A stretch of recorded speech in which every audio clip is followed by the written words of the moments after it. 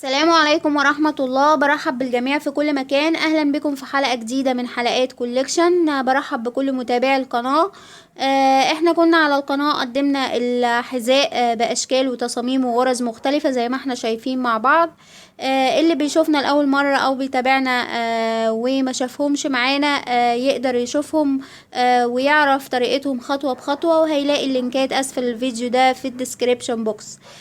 اما النهارده ان شاء الله هنشوف مع بعض طريقه عمل هاف بوت او لكلوك بسيط بغرزه بارزه زي ما احنا شايفين. غرزته حلوه جدا وطريقته سهله. يلا نشوف الادوات اللي هنستخدمها ونبتدي تنفيذه مع بعض. استخدم خيوط متوسطه السمك بالالوان اللي احنا شايفينها مع بعض، وطبعا انت هتستخدمي الالوان اللي تحبيها وانواع الخيوط المتاحه عندك. معايا ابره رقم 3 مليمتر. هحتاج للمقص، ابرة التنظيف، ماركر او دبابيس علشان نعلم بيها اثناء الشغل. انا هبتدي اشتغل الاول منطقة النعل، ومنطقة النعل هشتغلها بفتلتين من الخيط اللي عندي علشان يبقى سميك شوية. حابة اوريكم الطريقة اللي بنشتغل بيها بفتلتين من بكرة واحدة. زي ما احنا شايفين بيبقى جوه البكرة خيط بالشكل ده، وفي نفس الوقت الخيط الطبيعي. بناخد الفتلتين مع بعض بالشكل دوت ونبتدي نسحبهم علشان نشتغل بيهم مع بعض. خطوة هعملها معايا، هبتدي اعمل حلقة البداية. اخد 1 2 واسحب الخيط بتاعي بالشكل ده. اتكونت عندي حلقة البداية على الابرة. هشتغل اللكلوك او الهاف بوت النهاردة لسن يلبس من 5 ل6 سنوات. اللي هيشتغل معانا نفس المقاس يشتغل نفس البداية. واذا هتعملي مقاسات مختلفة هتلاقي سلاسل البداية لكل مقاس اسفل الفيديو في الديسكريبشن بوكس. انا المقاس بتاعي اللي هو من 5 ل6 سنوات. هبتدي ارتفع في البداية ب12 سلسلة. ادي 1 2 ب12 سلسلة زي ما احنا شايفين مع بعض. دلوقتي هبتدي بعد ال12 سلسلة هرتفع 4 سلاسل. 1 2 3 4، وهرجع اتجاهل الاربع سلاسل دول، وهبتدي في اول سلسلة من السلاسل ال12 ارجع اشتغل اول عمود بالنسبة لي.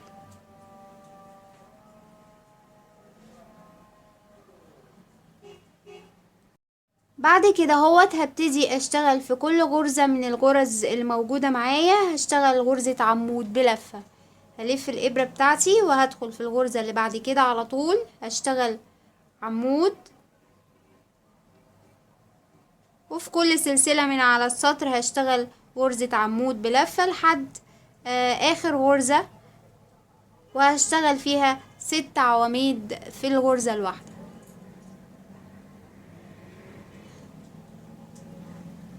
اشتغلت غرزة عمود فوق كل غرزة زي ما احنا شايفين كده، ووصلت لاخر غرزة معايا. هبتدي الف الابرة بتاعتي وهشتغل جواها 6 عواميد في المكان الواحد. ادي 1 في نفس المكان، 2 3 4 5 6. بعد كده هدور السطر بتاعي، وفوق كل غرزة عمود بلفة هشتغل غرزة مقابلة ليها في الناحية التانية.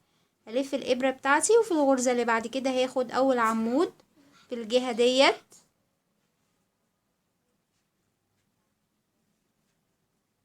بالشكل اللي احنا شايفينه لحد اما اوصل لاخر غرزة. وصلت لنهاية الغرز بتاعتي وفاضل عندي غرزة واحدة أخيرة. الغرزة الأخيرة دي هشتغل جواها 5 عواميد في نفس المكان. 2 3 4 5. طب انا كنت اشتغلت في الجهة المقابلة هنا الناحية دي 6 عواميد في المكان الواحد، وهنا اشتغلت 5. فهاجي هنا هوت في سلاسل الارتفاع اللي كانت بداية السطر بتاعي، ابتدي اقفل ال5 غرز دول في سلاسل الارتفاع اللي قصادي، اقفل فيهم منزلقة علشان اكمل ال6 بتوعي بالسلاسل الارتفاع يبقوا زي ال6 المقابلين ليهم في الاتجاه التاني. من مكان ما احنا موجودين دلوقتي هبتدي ارتفع 3 سلاسل علشان ابتدي الراوند التاني او السطر التاني. السطر التاني هبتدي اشتغل فوق كل غرزة غرزة واحدة بالشكل ده كده لحد ما اوصل لاول غرزة معايا من الستة اللي في الاتجاه التاني. وطبعا احنا كنا المفروض نعلم الغرز بتاعتنا اللي هم بداية الستة بتوعي بالشكل ده. فانا هشتغل غرزة عمود واحدة فوق كل غرزة لحد ما اوصل لاول غرزة معايا من الست غرز اللي في الاتجاه المقابل. اشتغلت غرزة فوق كل غرزة زي ما احنا شايفين كده على مدار السطر، ووصلت المارك بتاعي اللي هو المفروض اول غرزة معايا من الغرز الستة اللي موجودين على بداية السطر. الغرز الستة دول انا هعمل فيهم السطر ده تضاعف، يعني كل غرزة هشتغل جواها غرزتين. كانوا 6 وعلى الراوند ده هيبقوا 12 غرزة. فهبتدي الف الابرة وادخل في اول غرزة اشتغل عمود، وفي نفس المكان هشتغل كمان عمود، وارجع احط المارك بتاعي عشان ما اتلخبطش في بداية التزايد بالشكل ده. وبعدين هكمل بنفس التضاعف فوق كل غرزة من الستة هشتغل غرزتين في الغرزة الواحدة. 1 2. زي ما احنا شايفين كده انا عملت تضاعف في كل الغرز وبقى عندي 12 غرزة من بداية الستة هنا اهوت. ودلوقتي هبتدي اشتغل غرزة واحدة فوق كل غرزة على باقي السطر بالشكل ده. فوق كل غرزة هتقابلني اشتغل عمود واحد لحد ما اوصل برضو للغرز الموجودين الناحية التانية اللي هم كانوا 5 غرز وقفلناهم في الارتفاع. وبرضو اللي بيتلخبط يا جماعة المفروض يحط المارك بتاعه علشان يعرف مكان التزايد، وخصوصا للبنات المبتدئة فاللي هيتلخبط ما ينساش يحط المارك. وصلت دلوقتي للخمس او الست غرز المقابلين في الناحية التانية اللي هما مكانوا التزايد. واول غرزة معايا هبتدي اتزايد زي ما تزايدت الناحية التانية هنا، وعملت غرزتين في كل غرزة. هنا برضو هعمل غرزتين في كل غرزة من الستة، لكن هعملهم بغرز الحشو مش بغرز العمود. هبتدي من مكان ما انا موجودة. اول غرزة معايا اشتغل فيها غرزتين حشو بالشكل ده كده. الغرزة اللي بعدها هشتغل غرزتين، اللي بعدها كذلك،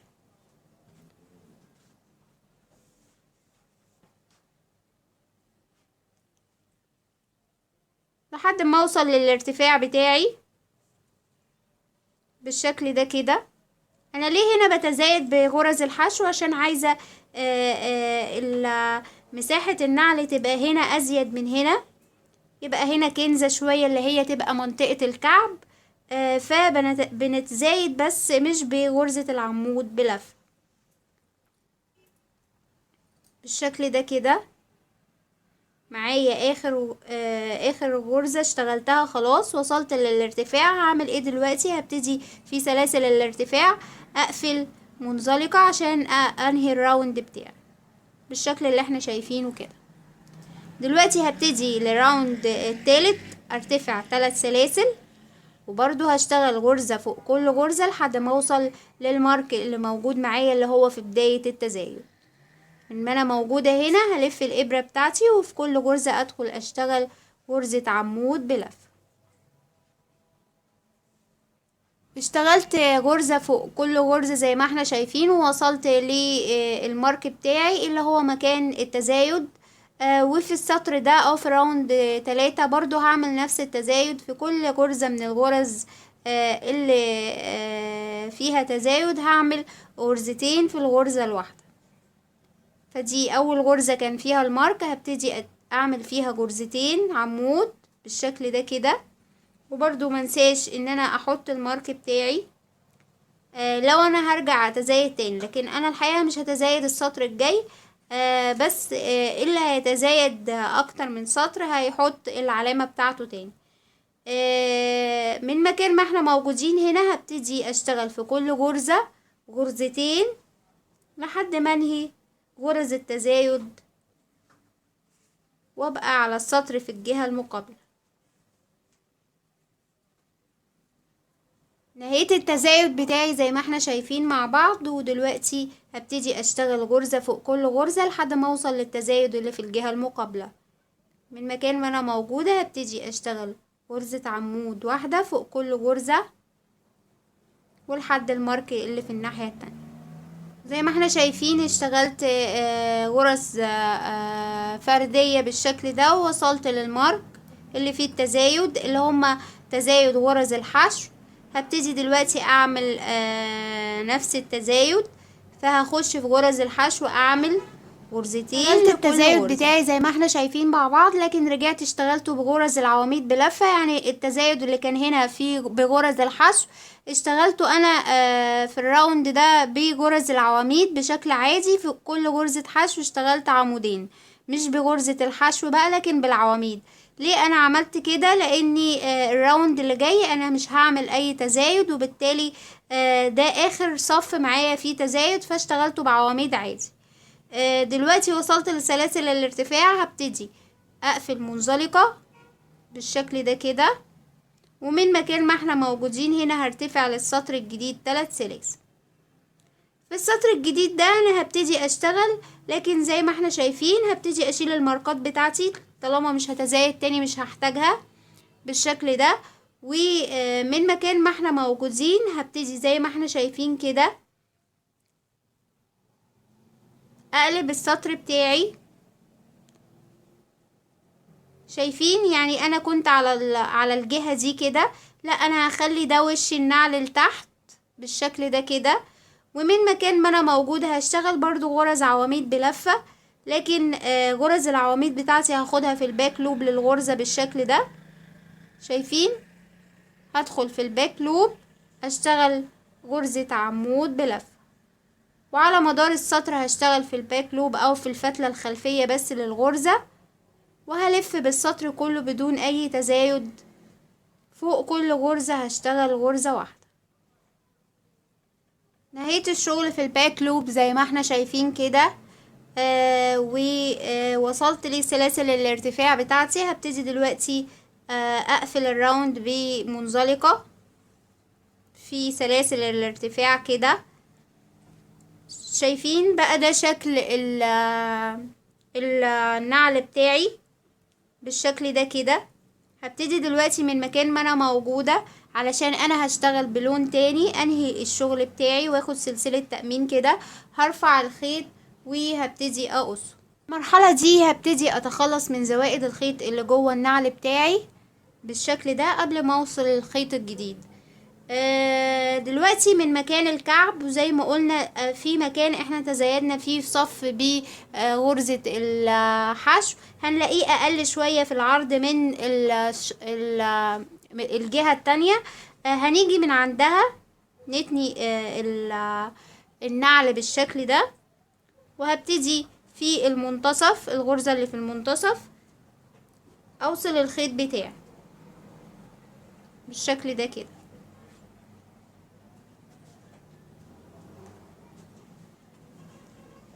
من مكان ما احنا موجودين هنا انا هبتدي ارتفع سلسلتين، وهنبتدي نشتغل الغرزة اللي حضراتكم شفتوها على اللكلوك. هي غرزة سهلة جدا وفي نفس الوقت بتبقى شيك قوي. هنبتدي من مكان ما احنا موجودين هنا هوت كده نلف الابرة بتاعتنا بالشكل ده، وعلى اول عمود بلفة موجود معايا هبتدي اخده بشكل امامي، يعني هاخده قدام الابرة بالشكل ده. هنزل تحت العمود تاني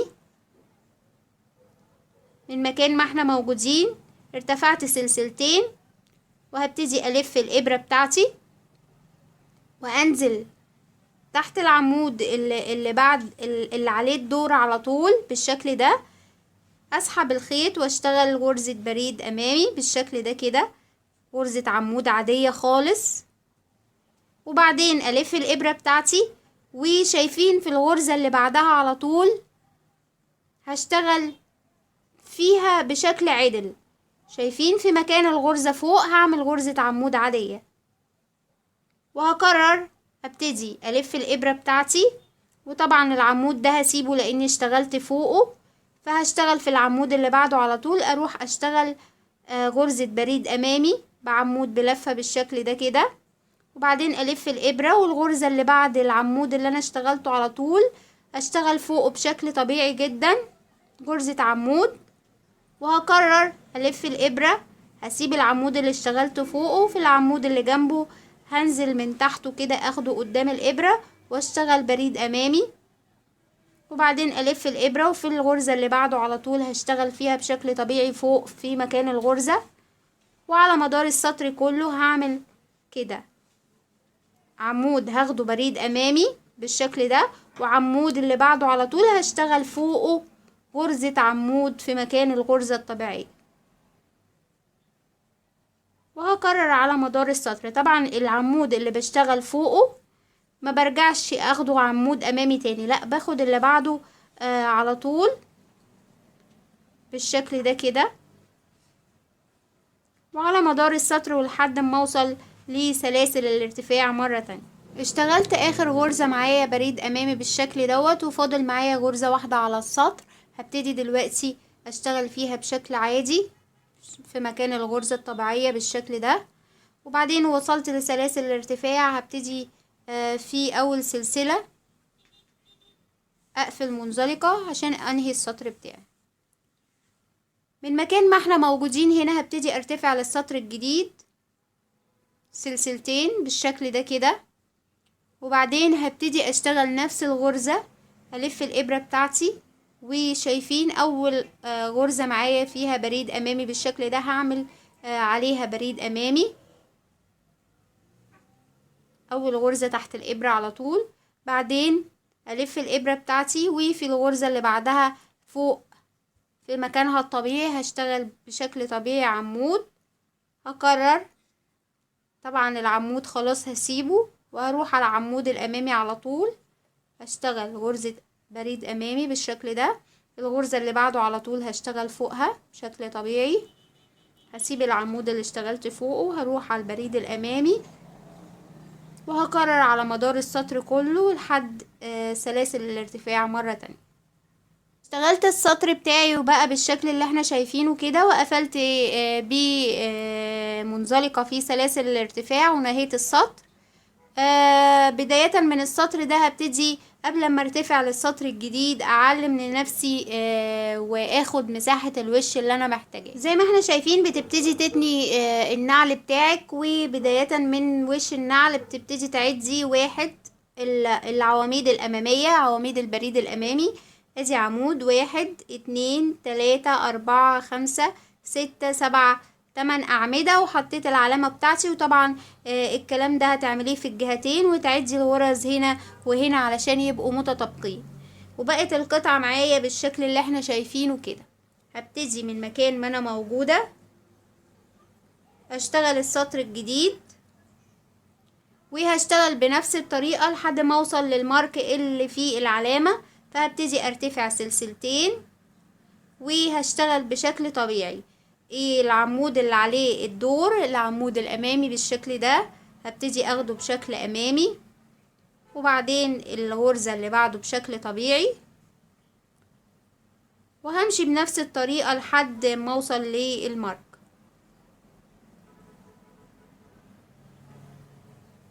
اشتغلت على السطر بالشكل طبيعي زي ما احنا شايفين كده نفس الغرزة اللي انا شغالة بيها، ووصلت للمارك اللي المفروض هعمل عنده تناقص علشان ابني الوش بتاعي. هبدأ اشيل العلامة، والدور اللي جاي عليه هو غرزة البريد الامامي هاخدها قدام الابرة بالشكل ده بشكل طبيعي، وهاخد منها عمود، لكن هطلع من حلقتين وهحتفظ بحلقتين على الابرة بالشكل ده.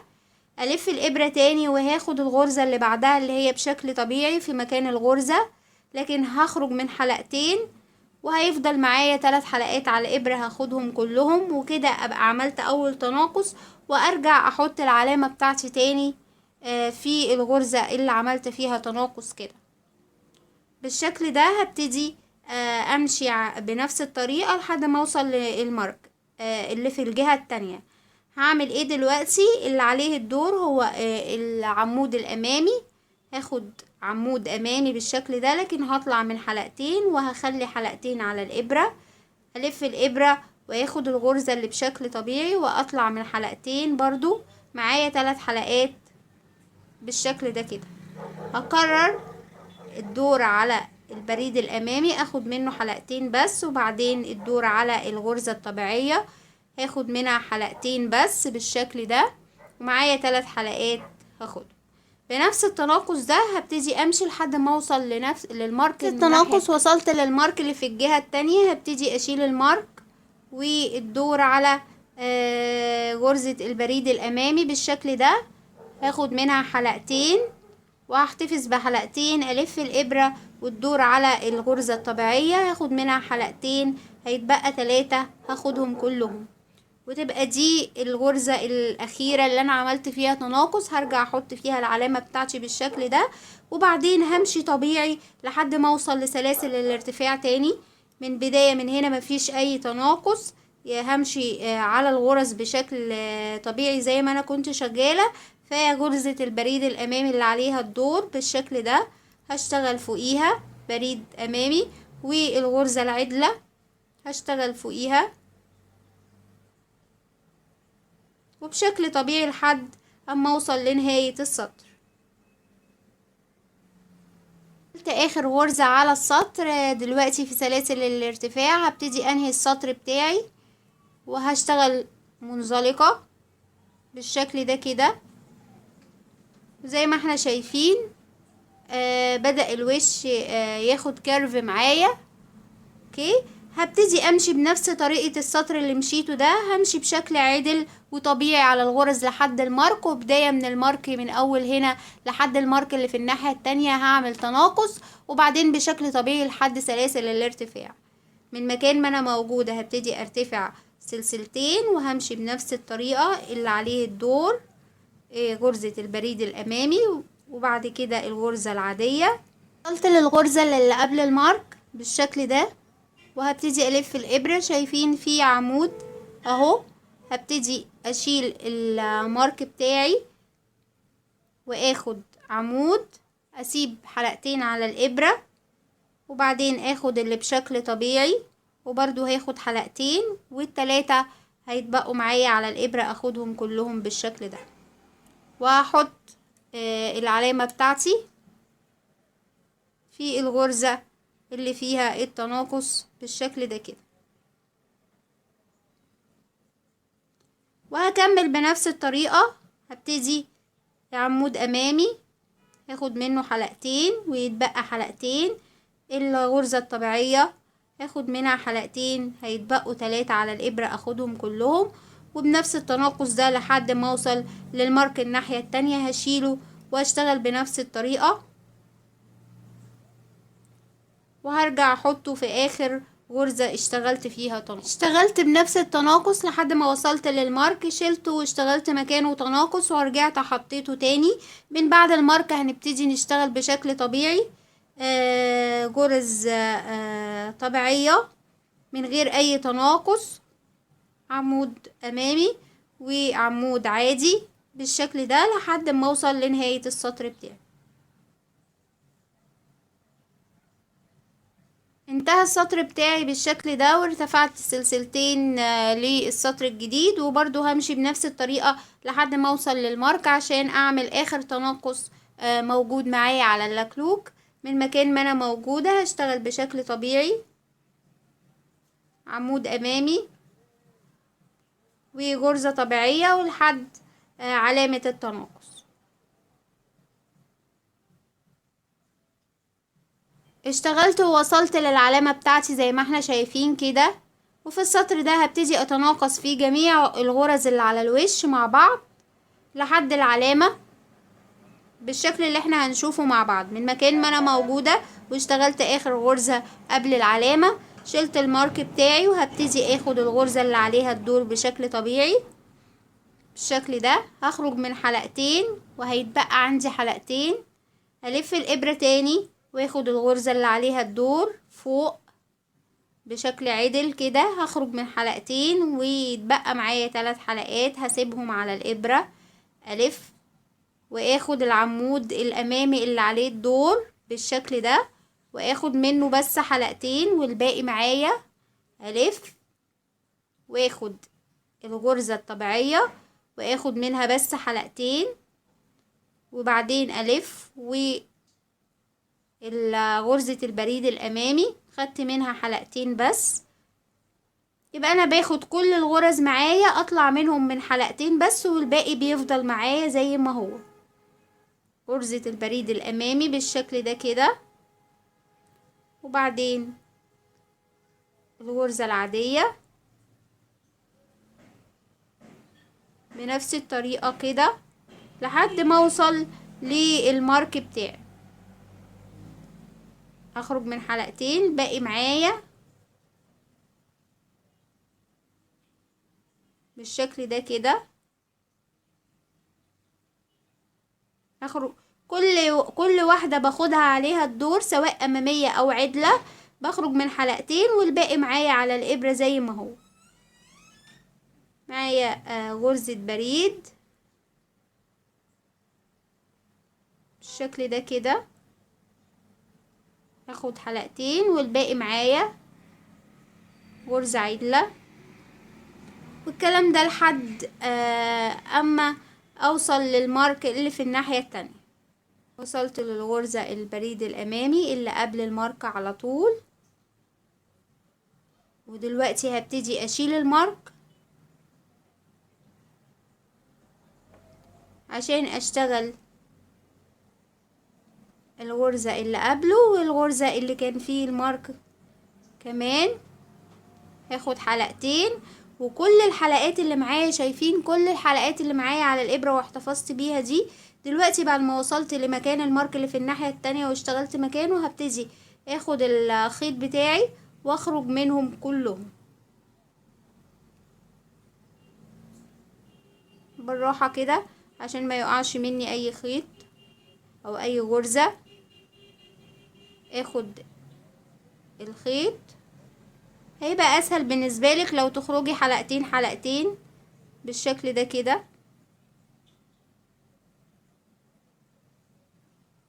هتفضلي تخرجي من كل الخيط اللي معاكي ده.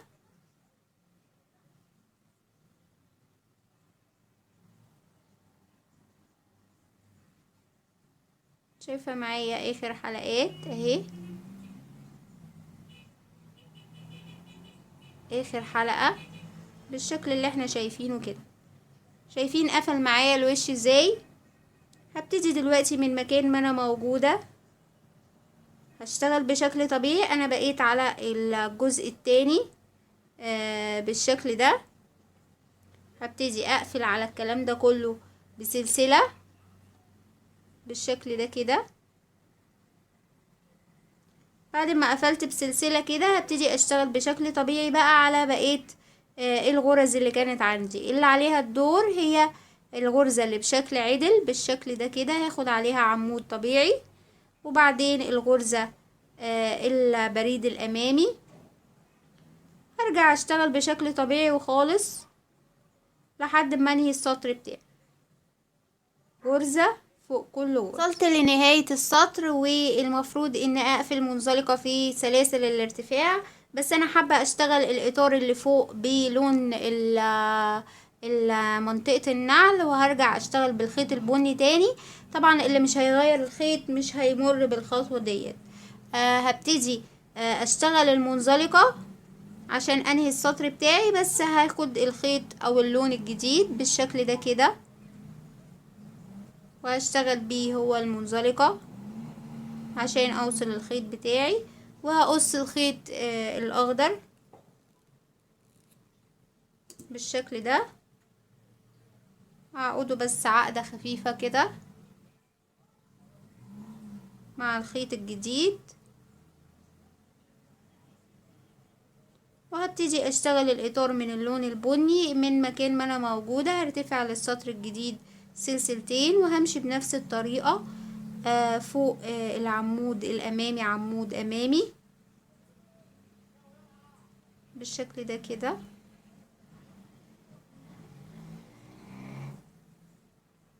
وبعدين الغرزة الطبيعية بشكل طبيعي، وبنفس الطريقة هلف بيها بقى على الإطار نفسه اللي هو إطار رقبة وصلت لمنطقة الوش، وهاجي عند منطقة الوش هنا هوت هسيب غرزة قبل نهاية الوش على طول، غرزة واحدة بس، وهبتدي اروح على الناحية التانية اسيب نفس الغرزة واشتغل في الغرزة اللي بعد كده على طول اللي عليها الدور.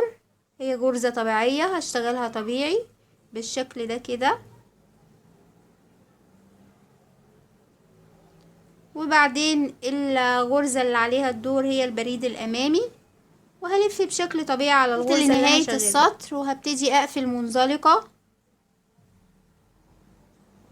شايفين اول سطر معايا على رقبة البوت بقى بالشكل ده. كل اللي انا هعمله هبتدي ارتفع سلسلتين، وهلف على الاطار دوت ارتفع زي ما انا عايزة، حابة ارتفع 4 سطور 5 سطور زي ما تحب تكون طول الرقبة.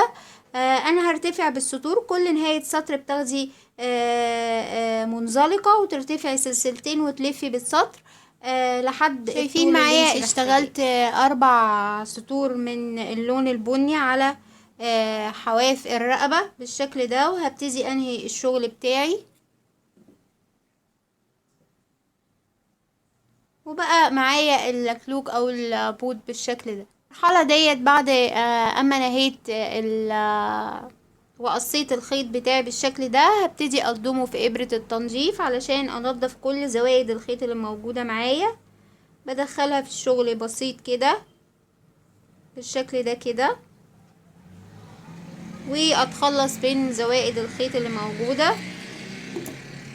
علشان انهي الشغل بتاعي بشكل نظيف. دلوقتي من 3 خيوط بالشكل ده كده هبتدي احطهم على بعض واشتغل سلسلة عريضة شوية، سلسلة عادية بالشكل ده كده. اشتغلت 25 سلسلة بالشكل اللي احنا شايفينه كده. هبتدي دلوقتي ارفع الخيط بتاعي واسيب يعني جزء من الخيط كبير كده، وهبتدي اقصه بالشكل ده. بقيت معايا بالشكل اللي احنا شايفينه كده. هبتدي ان انا اقسمها بالمنتصف، هحط السلسلة على بعض كده واقسمها، وفي الغرزة اللي في النص بالشكل ده هبتدي احط الابرة بتاعتي واسحب اطراف الخيط اللي من الناحية دي ادخلها جوه الغرزة بالشكل ده كده شايفين. وفي نفس الوقت في نفس المكان هدخل الابرة تاني واخد طرف الخيط اللي من الناحية التانية.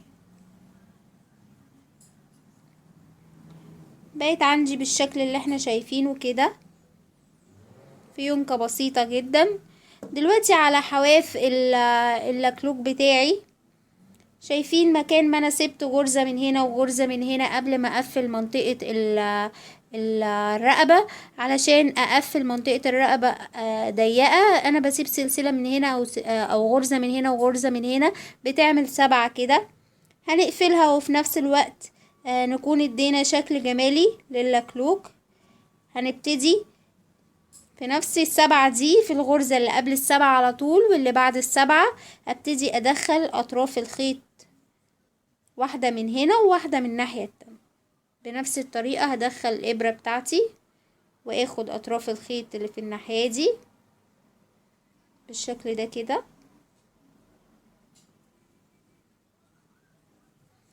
وادخل اطراف الخيط اللي من الناحية التانية. احط الابرة بنفس الطريقة، وفي منتهى البساطة هبتدي ان انا هربطهم جوه واوصلهم ببعض.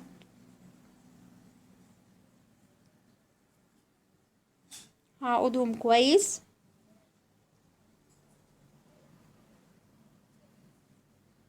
وبعد ما اعقدهم هبتدي انضفهم بإبرة التنظيف عادي جدا وادخلهم في الشغل بتاعي واشيل زوائد الخيط عشان يبقى اللكلوك بتاعي شكله بالشكل اللي احنا شايفينه مع بعض. اصدقائي ده شكل البوت او اللكلوك النهائي زي ما احنا شايفين كده. فكرته بسيطة جدا وغرزته حلوة قوي، اتمنى تجربوها معايا. يا ريت كل اللي استفاد من الفيديو النهارده ما ينساش يعملي لايك، واذا بتتابعوني او بتشوفوني لاول مره وحابين تشتغلوا معانا المشغولات والنماذج اللي بننزلها على القناه، ما تنسوش تعملوا لي سبسكرايب او اشتراك عشان تشوفوا كل جديد على قناه كوليكشن. اشوفكم على خير، والسلام عليكم ورحمه الله وبركاته.